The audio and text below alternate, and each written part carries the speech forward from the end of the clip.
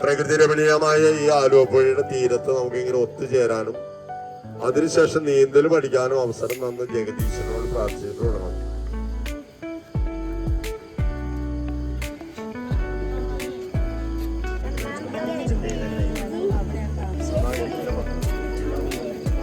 ഇതില് വരുമ്പോ ഇവിടുത്തെ റൂട്ട് പഠിക്കുന്ന ഇടുക്കിയുടെ റൂട്ട് പഠിപ്പിച്ചുകൊണ്ട് വരണം. ഓക്കെ, സമ്മതിച്ചാ? കൃത്യം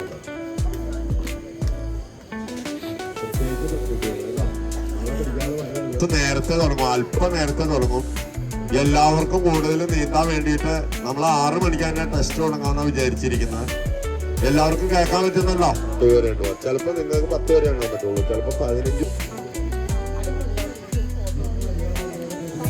അതേല് സൂപ്പർമാൻ ചാടി പഠിച്ചിട്ട് ടെസ്റ്റ് അടിക്കാത്ത ആരെങ്കിലും ഉണ്ടോ അതിനകത്ത്?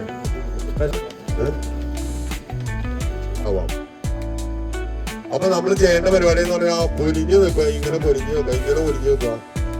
എന്നിട്ട് വിരലുകൾ ചേർത്ത് പിടിക്കുക, ചെറുതായിട്ട് വളച്ചു പിടിക്കുക, പൊടി വളച്ചു പിടിക്കുക ഇങ്ങനെ.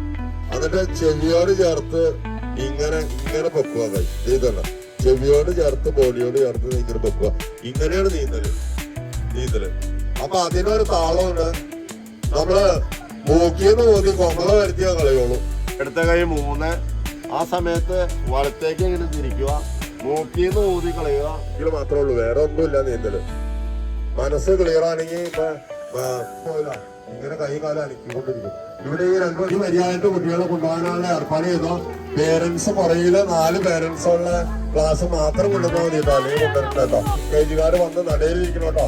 LKG ഒന്ന് കൈ വയ്ക്കാലോ, കേൾക്കുന്നില്ല, പുറകില് കേൾക്കാമോ? ഒന്ന് ലാസ്റ്റ് വന്ന് നടയിൽ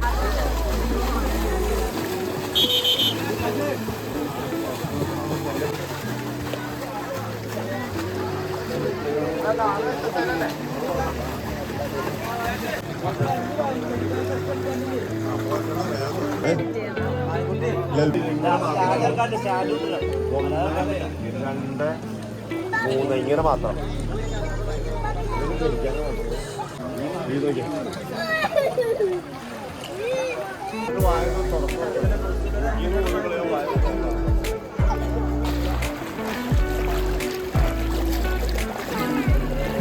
എത്ര വലിക്കാമോ അത്ര വലിക്കാം, നല്ല തിരിയും. കൈ വെള്ളത്തിന് മുകളിൽ കൂടെ പറഞ്ഞാൽ അടിയിൽ പെട്ടെന്ന് വലിക്കണം, മുകളിൽ കൂടെ പറഞ്ഞാൽ നിവർത്തണം, അടിയിൽ പെട്ടെന്ന് വലിക്കണം. കൈ അടിച്ച് തെറപ്പിക്കണം. നിങ്ങൾ അടിച്ച് തെറപ്പിക്കാൻ പോയി കഴിഞ്ഞാൽ ശ്വാസം എടുക്കാൻ പ്രയാസം വരും. നേരെ കൈ എടുക്കണം 1 ഘണ്ടയുടെ നേരം. അതായത് അല്ലെങ്കിൽ വൈഡായി പോകും, കൈ വൈഡ്. ഇതുപോലെ അടിച്ച് തെറപ്പിക്കാതെ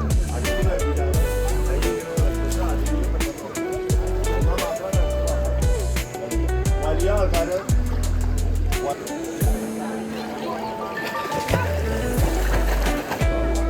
ഇതേപോലെ നല്ല സ്പീഡിൽ അടിക്കുക. ഇത് നോക്കിയാൽ